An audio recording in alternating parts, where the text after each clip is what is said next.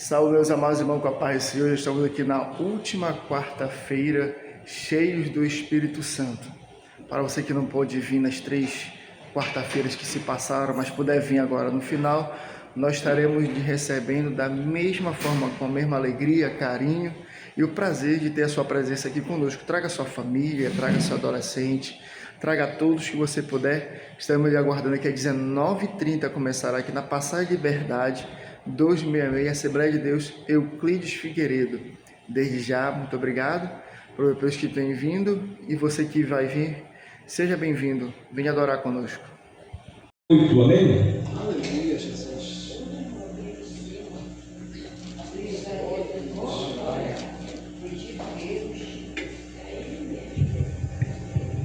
Isaías capítulo 38, já está aqui no Datashow, amados. Vamos ler o versículo 1º, 2º e 3º, amém? Vamos falar em uníssono, né? Esses 3 versículos. Uníssono é quando todos falam a mesma voz, amém?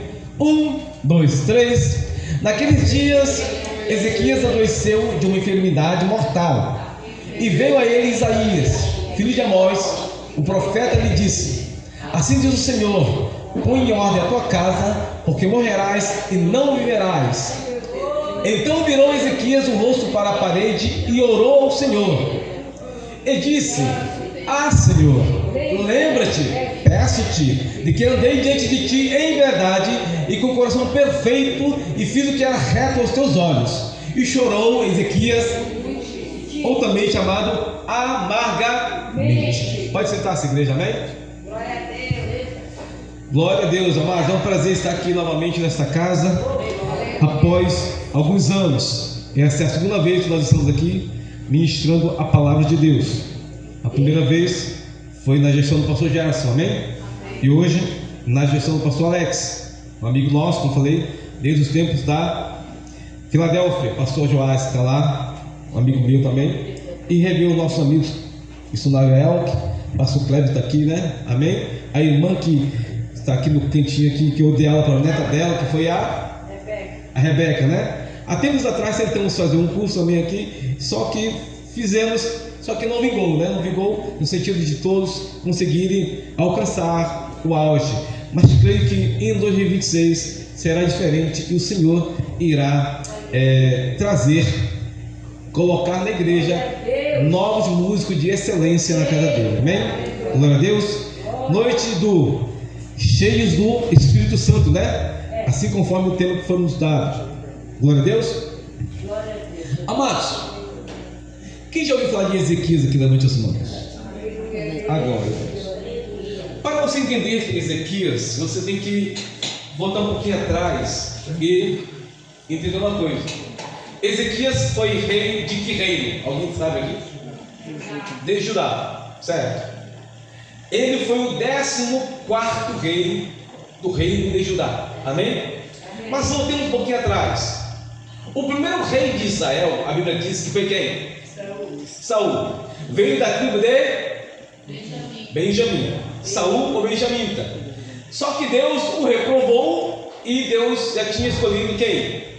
Davi, o homem segundo o coração de Deus, amém? Que veio da tribo de Judá, amém? O filho do irmão Jessé, que tinha ainda mais 9 irmãos na sua casa, amém? Só que quando Davi ele falece, assume o trono o seu filho Salomão, porque Davi tivera 40 filhos. O total que Davi teve de filhos foi 40, dividido em 7 esposas que ele teve, amém? Naquele tempo, amados, era normal um homem ter mais de uma esposa. Era naquele tempo, viu? Hoje não, tá bom? Só naquele tempo, amém? Então Davi passou o trono para Salomão, o seu filho. Quando Salomão, já quase no final da sua idade, Salomão ele se desvia um pouquinho do propósito de Deus, que quase ele vai para o inferno, amém? Só que Deus foi tanto benevolente com ele e trouxe de volta. Foi quando Salomão escreveu o livro de Eclesiastes, porque já tinha escrito o que? Provérbios e cantares, amém? Glória a Deus. Agora, quando Salomão falece, assume o trono quem? O seu filho? Quem? Roboão. Roboão, quando assume o trono, ele fala o seguinte: ele chega com os nobres, com os conselheiros da casa e diz: o que eu devo fazer para fazer um bom reinado? Aí os conselheiros disseram: olha, Roboão, nós servimos a Davi, teu avô, servimos ao teu pai Salomão. Porém, se você quer ser um bom rei, faça conforme os teus pais fizeram. Amém, por isso. Era o conselho que ele devia levar em frente. Porém, aos olhos de Roboão, não ficou muito bom. Então ele chega com os seus amigos do tempo de escola, do tempo de colégio, do tempo que jogava rabiola, virava rabiola, jogava futebol, jogava peteca. Então ele, Roboão, chamou os seus amigos e disse assim: meus amigos, o que eu devo fazer para fazer um bom reinado em Israel? Os amigos falaram assim: olha, se tu quer ser um bom rei, coloque esse povo para trabalhar. Esse povo é muito preguiçoso, esse povo não quer fazer coisas boas. Então Roboão pega pesado com eles. E parece que ficou aos ouvidos de Roboão esse conselho melhor do que os ministros. Amados, e acontece que ele foi na conversa dos amigos e se abriu-se no reino uma crise que ele não ficou insustentável. Nesse percurso se levanta um outro líder chamado Jeroboão. Este homem vai contra os princípios de Roboão e ambos discutem. E o ápice disso tudo foi que o reino se dividiu. Aí ficou o reino do sul e reino do norte. Reino do sul, Judá, capital, Jerusalém. Reino do norte, Israel, capital, Samaria. Amém? Porém, foram vindo rei atrás de rei. E você vai sempre ver na Bíblia a expressão assim: e fez o que era bom aos olhos do Senhor. E também vai ouvir: e fez o que era mal aos olhos do Senhor. E no percurso do reino de Judá se levanta o 14º rei, chamado Ezequias. Só que Ezequias, pastor Alex, ele assume o trono sucedendo seu pai chamado Acaz. Acaz era um homem perverso. Acaz era um homem maligno. Acaz era um homem sanguinário. Acaz fazia tudo que não agradava a Deus. Colocou no templo ídolos, deuses, para que o povo viesse a adorar. Quando Ezequias falece, quem assume o trono é o seu filho chamado Manassés. Manassés é pior 3 vezes mais do que o avô, para você ter uma ideia. Então Ezequias, ele assumiu o trono entre 2 reinados perversos, do avô, do pai e do filho. Mas o reinado de Ezequias foi um dos melhores enquanto ele estava ali à frente. Por quê? A primeira coisa que Ezequias faz é o quê? Levantar o altar aos deuses verdadeiros, ao Senhor Todo-Poderoso. Ele tira da presença todos os fortes ídolos, quebra as imagens e todos os deuses caem por terra, porque aonde Deus está não há tempo de dividir a atenção com outras imagens. Só Deus é o Senhor. E a Bíblia diz que feliz é a nação cujo Deus é o Senhor. Amém? Então o reinado de Ezequias foi um reinado de paz, um reinado de vitórias, porque tinha um homem temente a Deus. Aleluia. Amém, irmãos? E você vai perceber que Ezequias, nas suas conquistas, ele não teve muito. Claro que às vezes tem um momento que ele teve que lutar, mas a maioria das vitórias de Ezequias, amado, sabe como foi? Foi debaixo de oração. Aleluia. Amém? Todas as maiores vitórias de Ezequias foi debaixo de oração.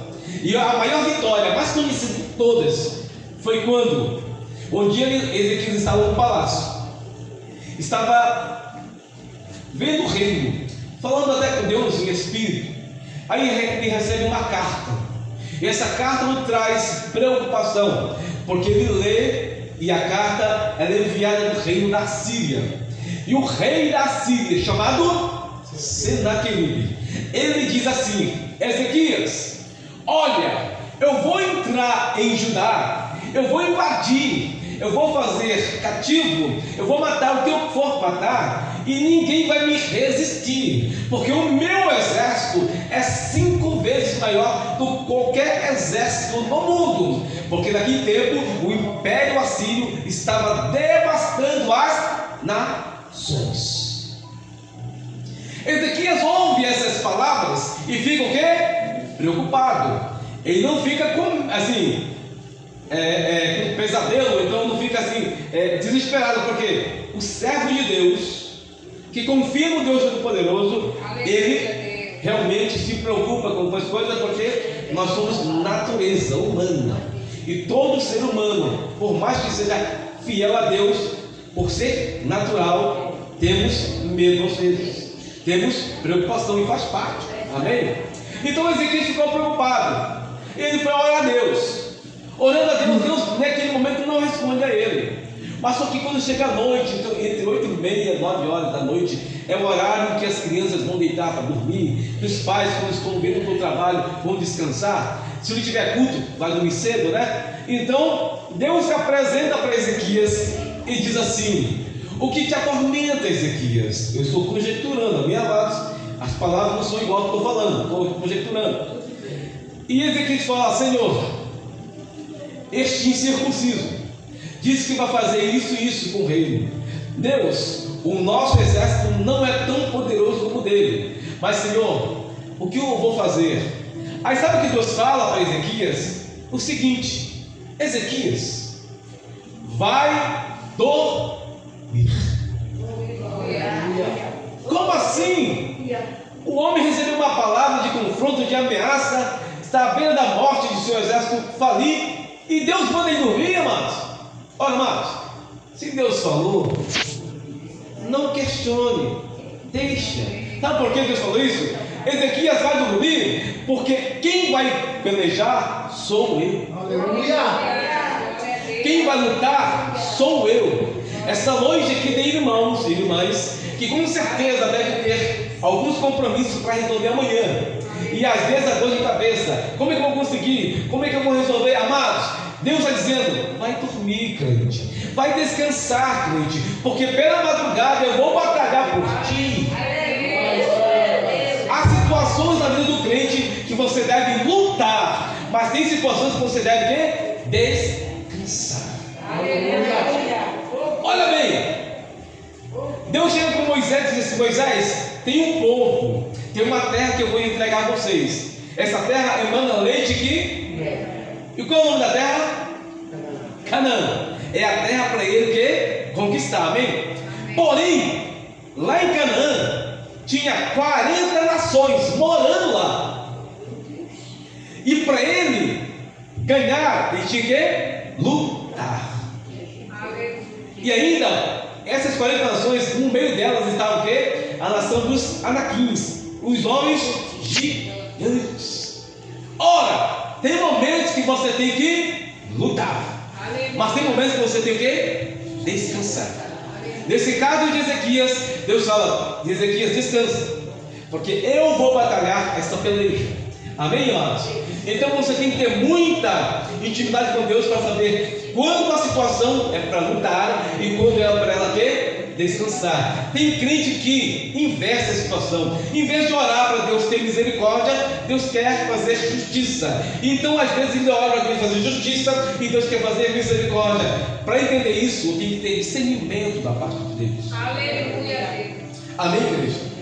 Então ele falou: Ezequias, dorme, porque eu vou pelejar. E Ezequias foi dormir. Amados, quando chegou a noite, madrugada, Deus reúne o seu clero maior, que são os anjos, porque os anjos, eles se dividem em categorias.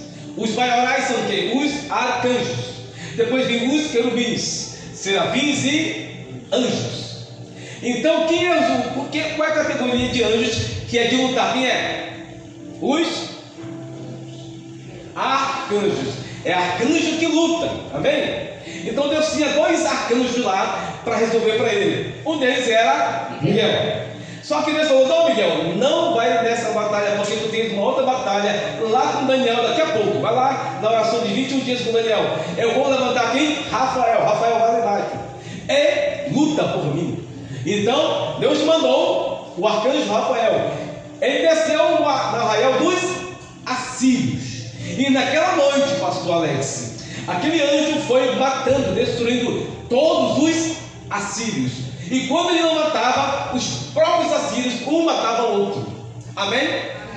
Totalizando um número de total de quantos soldados? 185 mil soldados. Olha esse exército, amados. Realmente é difícil lutar e crescer e vencer esse exército, que era muito numeroso, muito grande. Amém?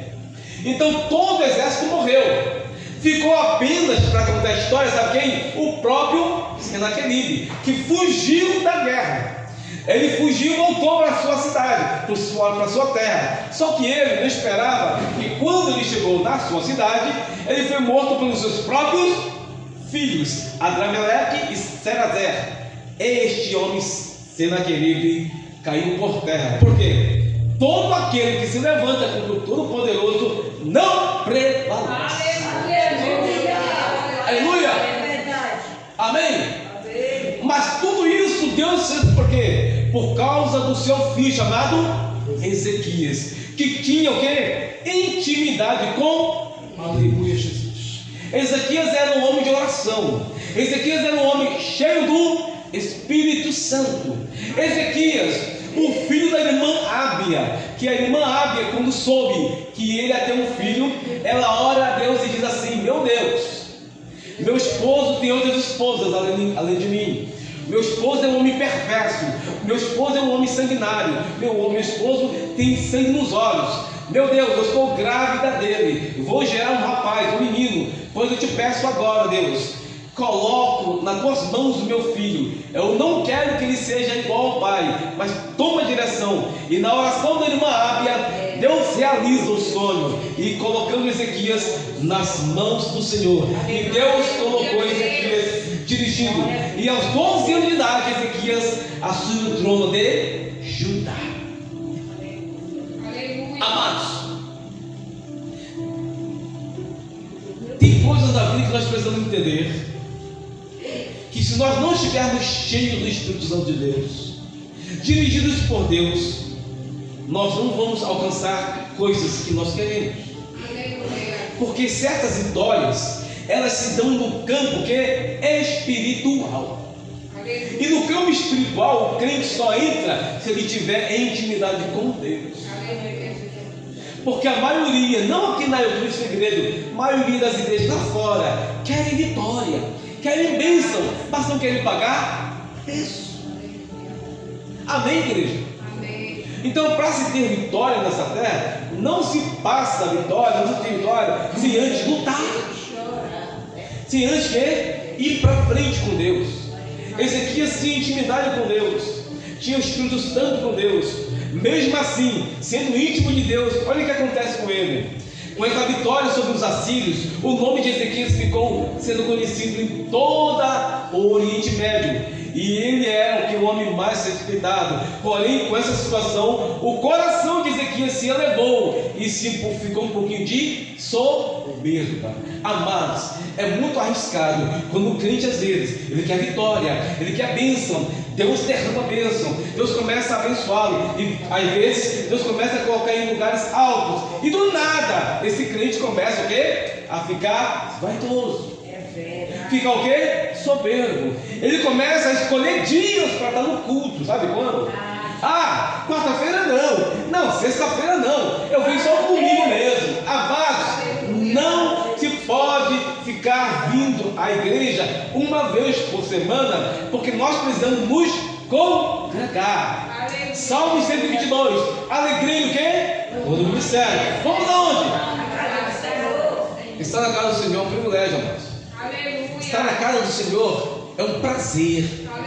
O crente tem que ter prazer em estar nessa casa, pastor. Amém?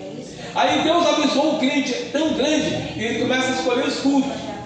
Aí tudo para ele é desculpas, porque crente, amados, ele é craque em dar desculpas para Deus.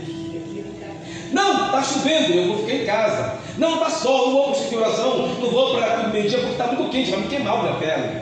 Não, eu acabei de lavar o carro está limpinho, não vou entrar na lama. É crente. Quando ele quer vitória, ele está na quarta, ele está na sexta, ele está na IBD, ciclo de oração, culto meio-dia. Quando ele quer vitória, até culto de funeral ele está lá. Quando um crente quer vitória, até em funeral ele vai. Sabe por quê? Porque culto funeral de crente é uma bênção. Quando o crente falece, não é tristeza, é júbilo. Porque esse crente subiu para os altos. Amém? Agora vai no funeral do ímpio, é uma lamentação. Porque já se sabe que o destino daquela alma não é para o céu. Amém? Então ele está em todos os cultos. Aí Deus o abençoa e ele começa a cair de produção. Assim aconteceu com Ezequias. Ele começou a cair de produção espiritualmente. E Deus começou a perceber: eu vou perder Ezequias para o inferno, eu vou perder Ezequias para o mundo, para o diabo. Então, para mim não perder o meu servo, eu vou permitir que entre na vida dele, no corpo dele, uma úlcera. Essa úlcera entra no corpo de Ezequias e começa a se alastrar, a matar todos os seus órgãos, um por um. Aí Deus levanta o profeta da época chamado... Quem é? Isaías. Para quem não sabe, Isaías era primo de Ezequias. Amém? Mas Deus fala: Isaías, vai lá com o teu primo Ezequias e diz para ele: põe a tua casa em ordem, porque tu morrerás e não viverás. Amém? Quando Ezequias recebe essa notícia, ele recebe como se fosse o quê? Uma sentença de morte. Eu vou morrer. E quando ele recebe, ele está com 39 anos de idade. 39. Aí agora Ezequias fica tão desesperado que ele vai para o seu quarto. E ele diz, a Bíblia diz que ele se encontra com a parede. Amém? Parede significa o quê? Final de carreira, final do túnel, beco sem saída. É assim que o crente, quando não espera em Deus, ele fica aqui no final de carreira. E ele, Ezequias, começou a orar. Não começou orando, não tendo mais palavras, porque quando se está desesperado, a oração não sobe. Quando está com o coração amargurado, o louvor não tem efeito. Porque há momentos na tua vida que você vai orar e não vai subir a oração. E você vai cantar e o teu canto fica atravessado na garganta. Então, a única coisa que resta é justamente o quê? Chorar. Por quê? Quando o crente ora, tem crente que tem uma boa oratória, uma boa palavra, um linguajar, ora tão bonito que quem está do lado está dizendo assim: esse irmão está cheio do Espírito Santo. É muita palavra, mas não é sincero. Amém? O irmão, ele canta tão bem, toca tão bem, está cheio de unção. Não, é só técnica. A unção nem subiu. Mas uma coisa que é impossível para o crente ou para qualquer pessoa é mascarar um choro. Ninguém consegue. Então, quando você chora realmente, é porque você está o quê? No seu limite. E quando Ezequias chorou amargamente, quem já chorou amargamente aí nas suas mãos? É aquele choro que fica preso, né, irmão? Quer sair pela boca, não consegue, né? Não tem porquê. Deus, eu não aguento mais, me mata logo. Já pensou se as orações que fizéssemos, Deus ouvisse todas elas? Nós estaríamos lascados, irmãos. Porque cada crente dizendo besteira, não aguentou, Deus me mata logo. E se Deus me matasse? Né? É por isso que certas orações Deus nem ouve, porque sabendo que está falando besteira. Amém? Então, Ezequias chorou amargamente.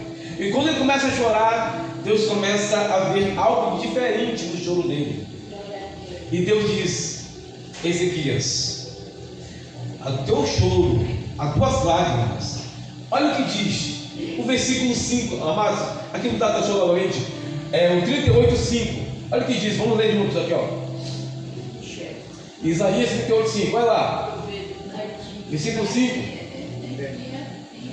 Vai e diz a Ezequias: assim diz o Senhor, o Deus de Davi, teu pai, ouvi a tua, e vi as tuas, e eis que acrescentarei os teus dias, quantos anos? Como eu falei, amados, tem momentos que você ora e não sobe. Deus ouve a tua oração, mas Ele também atentou para quê? Ele vê as lágrimas. Foi vendo as lágrimas de Ezequias que Ele muda a história dele, dizendo: Ezequias, essa tua oração me faz lembrar. Amém, amados irmãos? Vai para cá para mim. Essa oração, Ezequias diz, Deus fala para Ezequias: a tua oração me faz lembrar, Ezequias, quando tu me buscavas de todo o coração. Ezequias, a tua oração me faz lembrar que quando tu estava no primeiro amor. Quando o crente está no primeiro amor, irmão Elke, ele está em todos. Primeiro amor, ele quer fazer tudo, amados. Não tem sol, não tem chuva para ele, tem todo, não é verdade? Assim também era você, também era eu. Só que o tempo vai passando e nós vamos caindo de qualidade espiritual. E Deus, para não perder você, amados, Ele permite o quê? Que você perca emprego, permite que você não seja promovido no trabalho, permite que você não passe em provas, de concursos, porque aí você diz assim: Deus, eu estou em pecado, Deus, eu estou errado. Não, é que Deus está cuidando de ti, amados, sabendo que na frente Ele sabe o futuro, e por isso que Ele permite coisas para não te perder para o inferno, não te perder para o diabo. Amém? Então entenda que essa noite Deus está dizendo: amadas irmãs, amados irmãos, eu tenho saudade de você. O Espírito Santo do Senhor está dizendo: eu tenho saudade quando vocês me buscavam de todo o coração. Quando vocês estavam na madrugada e oravam sem pedir nada, somente dizer: Deus, eu estou aqui. Volta-te, igreja, para o primeiro amor, porque estamos vivendo os últimos dias nessa terra. Está muito complicado ser crente e servir a Deus, mas também não é impossível, porque, amados, é tanto problema, é tanto escândalo que a gente, o crente quer sair, quer voar. Amém? Mas, amados, cada um de nós temos uma promessa, então fique na firmeza da sua promessa, porque é tão complicado. Estamos vivendo, amados, fazendo festas para crente, amados. É festa atrás de festa que não tem nenhuma resultado de almas. Você quer abrir o teu guarda-roupa, quer encontrar um paletó, uma saia, um vestido, um blazer, não encontra. Quem tem lá? Só tem camisa de congresso. É complicado. Festa para crente, nada contra, mas, amados, eu preciso ganhar almas para Jesus. Aleluia. Eu preciso falar do Evangelho para quem está carente de Deus e fora. Pastor Alex, para finalizar, há tempos atrás, lembro-me, por que eu lembro-me? Porque nasci no Evangelho. Estou eu com 4 décadas e 44 décadas e 8 anos de vida. Qual é a minha idade? 48. Quantos anos? 48. Não parece, né? Obrigado, Jesus é bom demais comigo. Glória a Deus. Sirvo a Deus há 48 anos. Nasci num lar cristão, debaixo de princípios, debaixo de regras, amém? Mas lembro-me que há tempos atrás, lá 40 anos atrás, eu estava com 8 anos de idade. Lembro-me que as igrejas não tinham toda essa tecnologia, não tinha todo esse conforto. Nas igrejas tinham sempre janelas abertas dos dois lados, sim ou não? Sim. E quando essas janelas ficam abertas, o culto começava. E aí vinha a palavra inicial, vinham os louvores, vinha a palavra oficial. E quando do nada, do lado, o vizinho, ouvindo isso, saía da sua casa e vinha aceitar a Jesus. Porque a palavra, ela encontrava morada para fazer semente. Hoje não, está tudo o que? Fechado. Eu posso falar o que for aqui para ninguém me ouvir lá fora. Nada contra a tecnologia, nada contra o conforto, mas é necessário que saiamos também das 4 paredes. Aleluia. Se nós fizermos isso esse ano, amados, aí o Cristo Igreja vai ficar pequena para o povo que vem para cá, pastor. Glória a Deus. É somente uma alma que você tem que trazer para Jesus. Aleluia. Não é para o teu conforto, não é para a tua glória, é para a glória de Deus. Eu preciso fazer diferença no meio daqueles que não fazem mais diferença. Eu preciso voltar ao genuíno evangelho. O genuíno evangelho que não é misturado, não é sincrético, não é híbrido, não tem laicos. O evangelho genuíno é aquele que transforma vidas. Você está entendendo a palavra? Essa noite Deus está dizendo: eu tenho saudade de ti. O Espírito Santo está dizendo: eu quero que você venha sentir o calor do meu Espírito, para que você venha falar em línguas, cantar em línguas, jubilar e dizer que ainda há Deus aqui na Euclides e querer. Ainda há Deus na Maramaia, ainda há Deus em Belém, ainda há Deus no Pará e no Brasil, igreja. Eu tenho que fazer a minha parte, porque o sistema é complicado que nós batemos de frente, mas a minha parte não é bater contra o sistema. O meu propósito é ir para o céu. E querendo ir para o céu, eu tenho que fazer a minha parte, ficar firme com Deus. Amém? Eu creio que você está firme com Deus. Ainda há remanescentes do genuíno evangelho. Amém? Porque nós devemos deixar legados. A geração que vem aqui, está vindo, precisa saber que ainda há filhos que pedem bênção para o pai e para a mãe. Isso ficou banalizado. O filho vai para a faculdade, vai para a igreja, vai para shopping, vai para colégio e nem sequer dá mais a bênção. Amém, irmãos? Mas não, até hoje, meu pai está com mais de 80 anos. Todas as vezes que eu vou lá, que eu vejo meu pai, ainda peço a bênção do meu pai. Porque eu sei que na bênção do pai e da mãe, há bênção para nós. A casa que tem princípio, a casa que tem regras, tem a bênção de Deus. Porém, a casa que não tem mais princípios, ela é a casa da mãe Joana. Todo mundo entra, todo mundo sai e ninguém se dá mais satisfação. Se põe nos seus pés, amém? Até aqui permitiu o Senhor para não falarmos. Tem mais palavra, mas nós queremos deixar um bolso de bis para voltarmos, amém? Esta noite Deus está dizendo: quem precisa de uma oração de urgência em alguma área da sua vida, seja ela profissional, familiar, judicial, financeira, área da saúde, em que área que precisa de uma oração, venha na frente, vamos orar juntos. Eu já estou aqui, já quero essa oração, mas tem bênçãos para o povo da Euclides e Guerreiro.